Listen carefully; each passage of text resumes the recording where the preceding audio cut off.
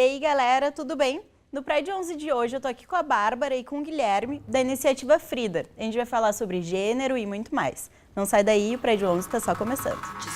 A última quarta-feira foi o Dia Internacional de Combate à Homofobia. Por isso, o Pride 11 vai explorar algumas temáticas dos movimentos LGBT. Oi, boa tarde. Boa tarde. Prazer receber vocês aqui.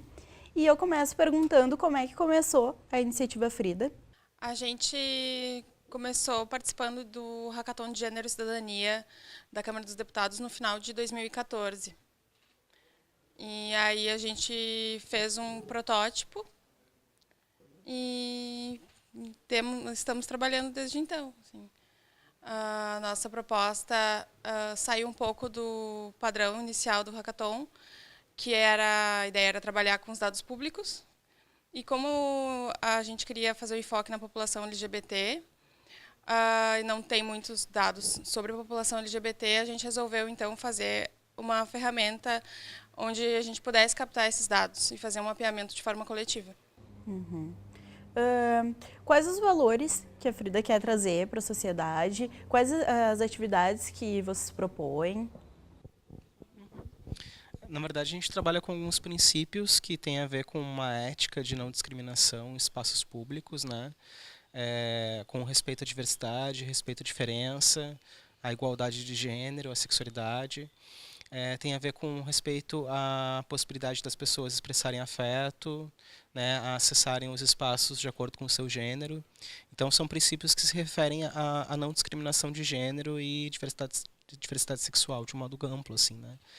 Nós qualificamos estabelecimentos públicos e privados nessa perspectiva. Isso essa qualificação seria o selo da diversidade? Sim, isso. O selo, na verdade, a nossa ideia inicial era que o selo fizesse parte desse conjunto de atividades que depois se inserissem nesse protótipo tecnológico, que seria um aplicativo que classificaria os estabelecimentos com uma nota. Esse aplicativo não saiu ainda, mas então nós estamos trabalhando com as qualificações independente disso, né? E aí nós oferecemos esse selo como possibilidade dos estabelecimentos reconhecerem e assinarem esse compromisso público de respeitarem a diversidade sexual e de gênero de modo geral. O Frida começou há cerca de 2, 3 anos. E o que vocês puderam notar no contexto social de mudanças ou não houve mudanças com relação à população LGBT?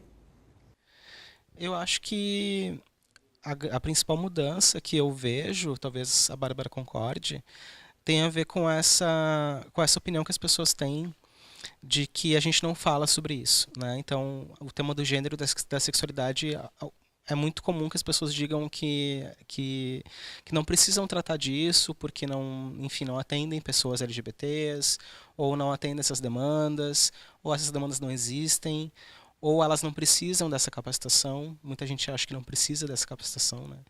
E quando a gente vê, na verdade, é o contrário, né? A gente está o tempo todo falando de gênero e sexualidade porque a gente se comporta de um gênero específico, né? A gente estabelece regras específicas de sexualidade e acho que as qualificações que a gente faz têm demonstrado para as equipes isso, assim, né? Trazido à tona essas regras e essas estruturas de gênero que a sociedade tem.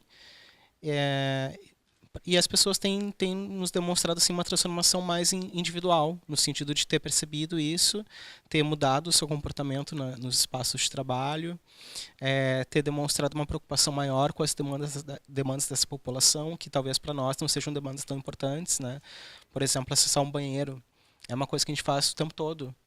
Né? E daí uma pessoa trans tem essa preocupação de ir ao banheiro e ser violentada e ser expulsa, né? Uma coisa que talvez para nós que não somos trans seja uma coisa de pouca importância. E aí as pessoas têm nos dito que isso tem mudado a opinião delas, né, a respeito disso. Para começar, eu queria começar com termos bem introdutórios, assim vocês poderiam esclarecer para o pessoal que está em casa gênero, sexo e orientação sexual? Bom, embora sexo, a palavra sexo, quando a gente vê em formulários de inscrição e tudo mais, normalmente eles colocam masculino, feminino ou ainda homem ou mulher, nós abordamos sexo como um dado biológico, né? Então, é macho, fêmea. Quando a gente fala de gênero, a gente está falando mais em termos dos papéis construídos socialmente de homem e mulher. E essa questão, por que a gente fala que o gênero é construção social? Ele não está ligado só apenas na questão biológica. Ou seja, o fato da pessoa ser homem ou mulher não depende do órgão sexual que aquela pessoa nasceu. Mas sim é algo que é designado pela medicina para aquela pessoa a partir desse dado biológico. Então, conforme a pessoa vai se desenvolvendo na sua vida, no seu contexto familiar, social, enfim, ela vai se identificar com um papel ou com um outro, né? E aí a gente fala do sistema binário, né, de homem ou mulher. Porém, algumas pessoas também podem se identificar com ambos ou ainda com nenhum. E aí a gente fala das pessoas que são agêneras ou não binárias. Agora, falando sobre a participação da mídia com o assunto gênero e sexualidade, gostaria que vocês fizessem talvez um parâmetro sobre como a mídia tradicional e alternativa se comporta com relação a esses temas. Eu acho que a mídia tradicional ela tende a buscar estereótipos, né? Isso por uma forma também de homogeneizar a opinião pública em binômios, em dicotomias. Então, o que a gente vê na mídia tradicional sobre sexualidade e gênero muitas vezes tem a ver com os estereótipos que a gente tem no senso comum, né?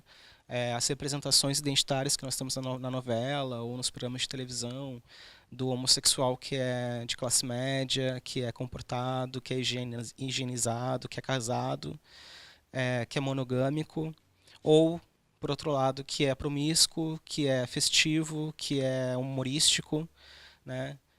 A mesma coisa em relação às pessoas trans, ou do ponto de vista da medicina, da psicologia, da patologia, ou do ponto de vista da vítima, né? Então eu acho que é uma busca assim sempre por dicotomias muito distantes, né? E a mídia alternativa talvez busque um aprofundamento crítico maior sobre essas questões, né?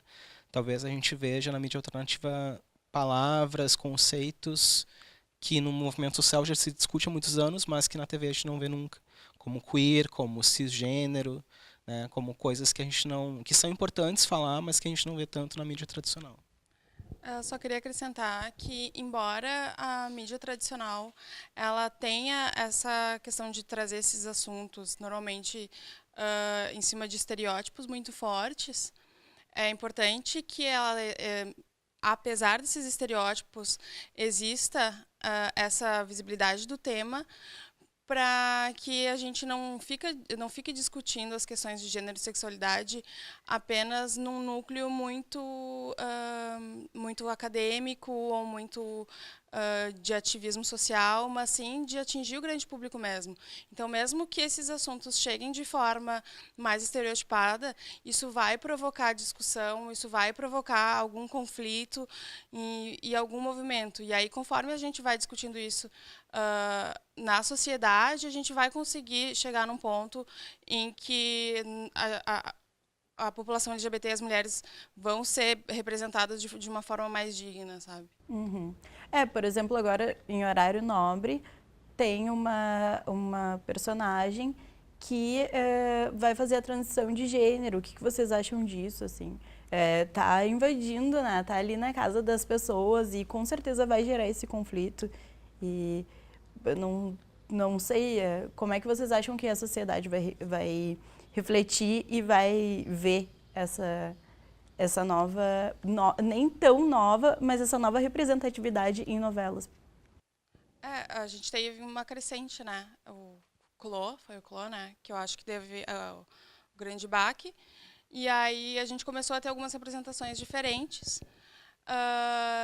E também a gente depende, quando a gente vai analisar como é que isso se reflete na sociedade, depende de que parte da sociedade. Então, por exemplo, se a gente for falar o pessoal ativista já tem crítica, porque a atriz que representa o papel é uma atriz cisgênera, né? Então, por que não é uma pessoa trans?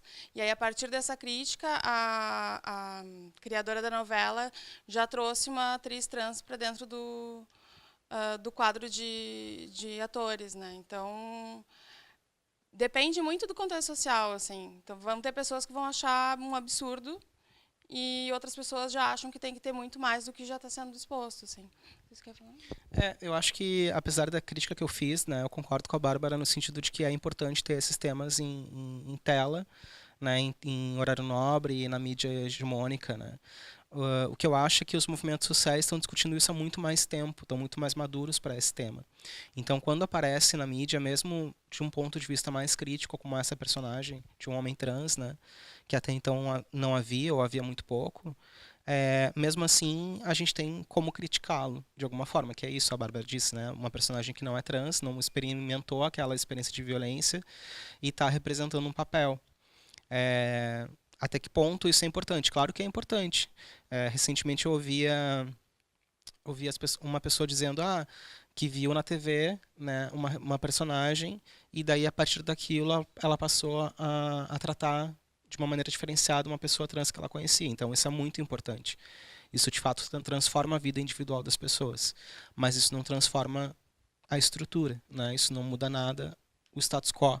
O que muda é a vida cotidiana, e isso é importante, sem dúvida nenhuma é importante. Mas eu acho que a gente tem que pensar isso e pensar para além disso, pensar as duas coisas, né? Então tá, obrigada. Eu vou dar uma rápida pausa aqui no nosso bate-papo.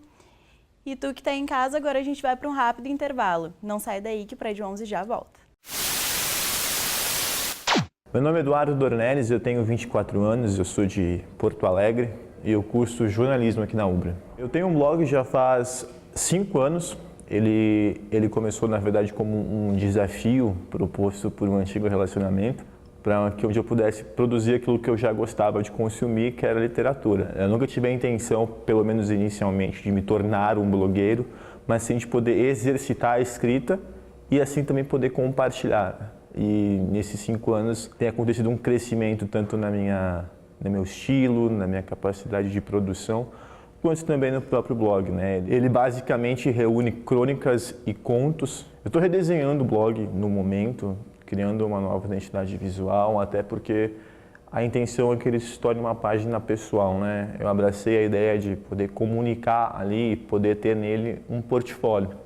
Minha experiência profissional hoje, eu sou analista de comunicação numa agência de comunicação corporativa e foi crucial para a minha efetivação foi o blog, onde eu pude expor minha capacidade de produção textual. Então, já se tornou um portfólio e a minha intenção é cada vez mais usar ali tanto para publicações literárias, que eu geralmente faço, mas também para uma questão acadêmica, que eu acho que é muito interessante e válido. Eu acho que eu posso citar alguns nomes de autores que, de certa forma, têm um impacto direto no que eu produzo, né?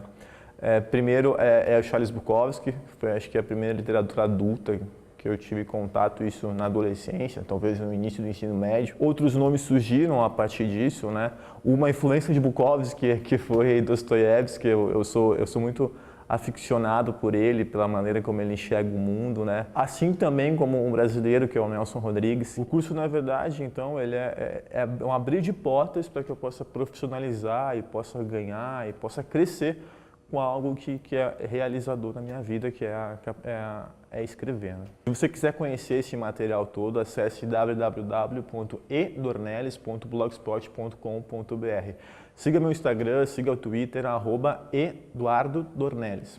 Você vai achar. Um abraço.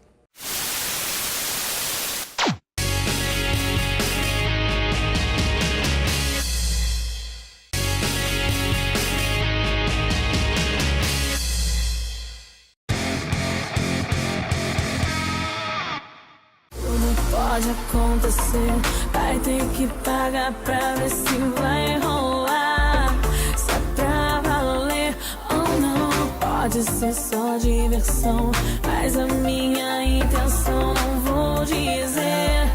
Só vai saber se quiser jogar, vem, mas tem que arriscar, vem, vai ser sim ou não, oh não, oh não, não, oh não.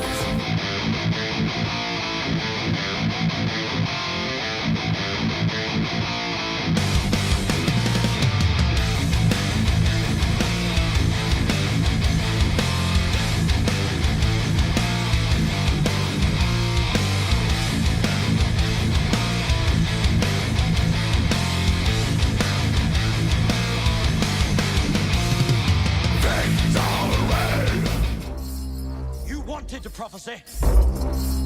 This is your prophecy. Young man came from hunting, faint and weary. I know what kind of a man you are. What is there, my lord, my dearie? I know your story.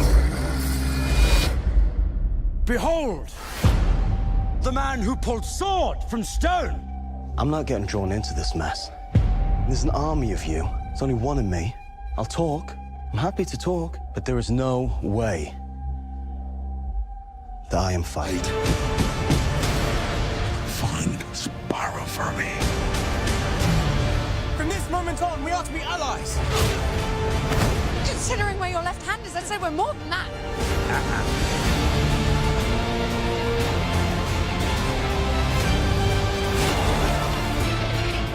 Monkey. I'm not looking for trouble. What a horrible way to live. You will pay for what you did to me.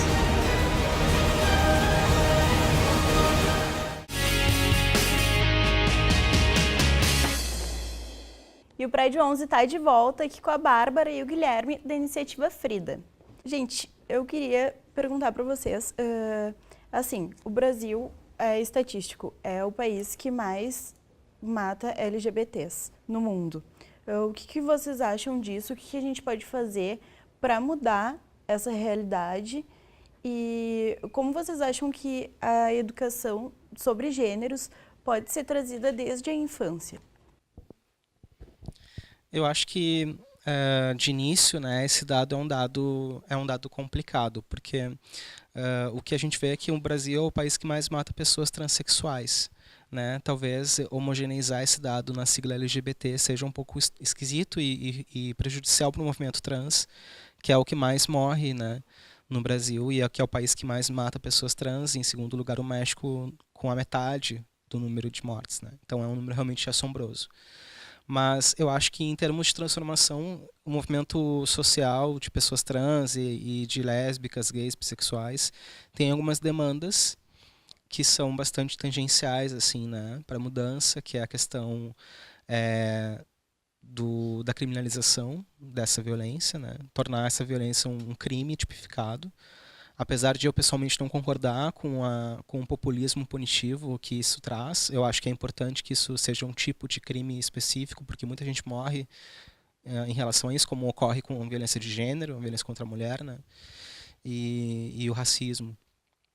E eu acho que a educação, como tu falou, é outro campo de trabalho muito forte, assim.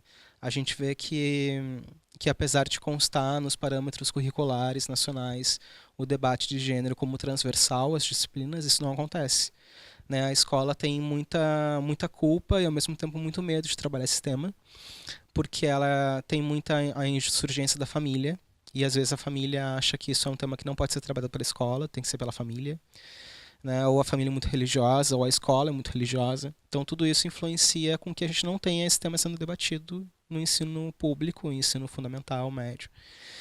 E eu acho que precisa, assim, né? Eu acho que as escolas precisam se empoderar para que isso seja discutido desde a infância, a adolescência, a idade adulta, que isso seja um debate público mesmo. Eu acho que esse é o caminho, assim, uma educação em direitos humanos para que essa violência diminua.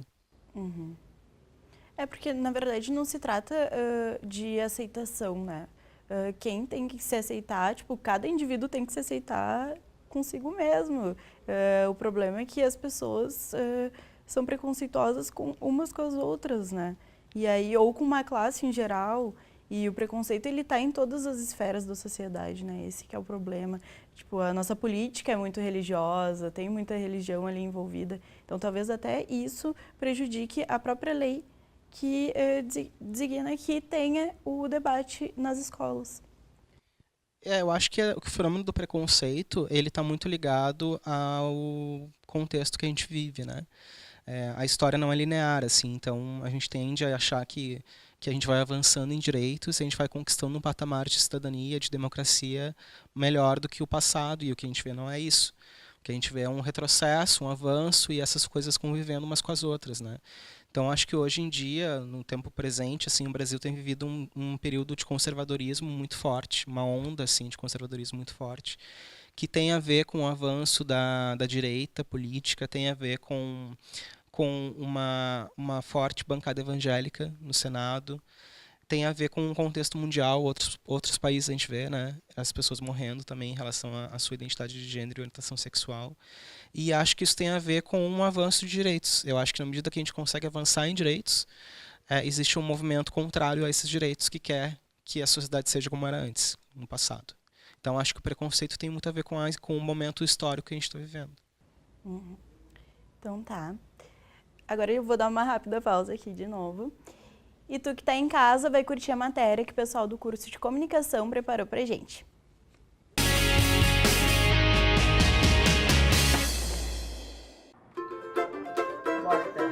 Esse é o samba da roda de saia. Vambora, minha gente! Oh, Nossa Senhora, olhai por nós, minha Nossa Senhora, desatai os nossos nós, vou pedindo a sua bênção e proteção pra cantar o nosso samba, que é como religião, Nossa Senhora, Nossa Senhora. O Roda de Saia é um grupo formado totalmente por mulheres que promove a integração entre a comunidade da região metropolitana através do samba. A responsável pelo projeto é Luciara Batista. Segundo ela, a ideia surgiu em 2013, mas só foi colocada em prática 2 anos depois. E é um samba social, cultural, para a gente agregar mesmo os amigos, família, os filhos, aqueles amigos que não se veem há muito tempo, né? Então convidei as gurias para fazer esse projeto junto comigo, e graças a Deus elas aceitaram e a gente está levando o projeto adiante aí. E quais os estilos de samba que vocês contemplam no grupo? Tem de tudo um pouco, né? Zeca, Alcione, Diogo Nogueira, Juvelina, né? A Márcia Juvelina, Bete Carvalho.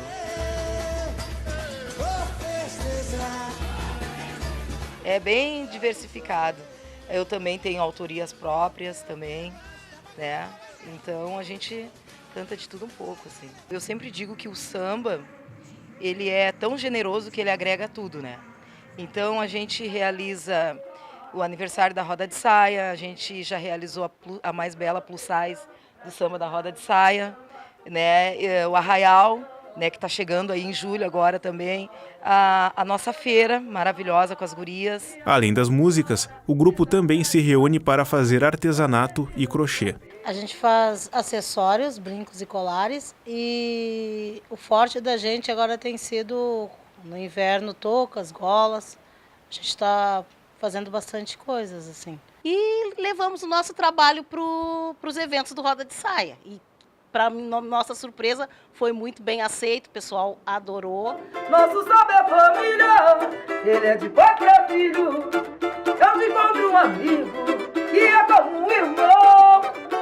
Para as integrantes, o machismo com um grupo composto inteiramente por mulheres ainda existe, mas não é um problema que ocorre com elas. Lógico que existe, né? Os homens que têm essa função, mulher no samba e tal, mas eu acredito que seja mais o preconceito por mulheres tocando de repente, entendeu?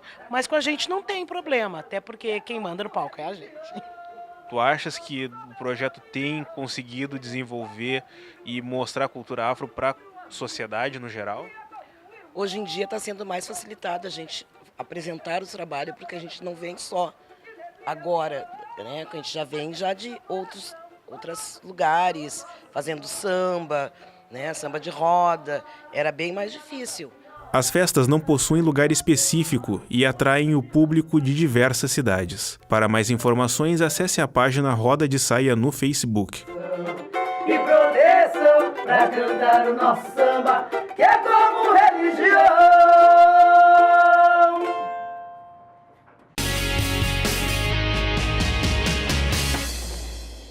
E o Prédio 11 está de volta aqui com a Bárbara e o Guilherme da iniciativa Frida. Eu gostaria de agradecer muito a vocês pela participação, pelos esclarecimentos a respeito do tema. E queria pedir para vocês deixarem os contatos de vocês, pessoais ou do grupo. Bom, para quem quiser saber mais sobre a Frida, pode entrar no nosso site, é frida, com 2 es.me, ou no Facebook, pode procurar por Frida, ou então facebook.com/Frida, com 2 es, LGBT. No nosso site, a gente tem uma seção de locais, onde estão lá os contatos dos espaços que já passaram pelas nossas qualificações e receberam o nosso selo, onde a gente também tem espaço para contato das empresas, dos estabelecimentos que querem passar pelo curso de qualificação. A gente trabalha com 2 modalidades, tá? A gente faz curso em company e também a gente oferece turmas. No momento a gente não tem nenhuma turma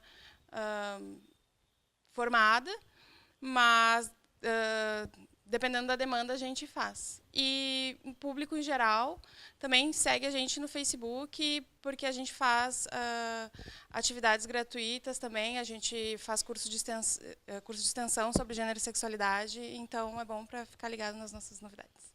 Ok, então, muito obrigada. E o Pride 11 de hoje fica por aqui. Tu que tá em casa, não esquece de se inscrever no nosso canal no YouTube e curtir a nossa página lá no Facebook. Até o próximo sábado. Tchau!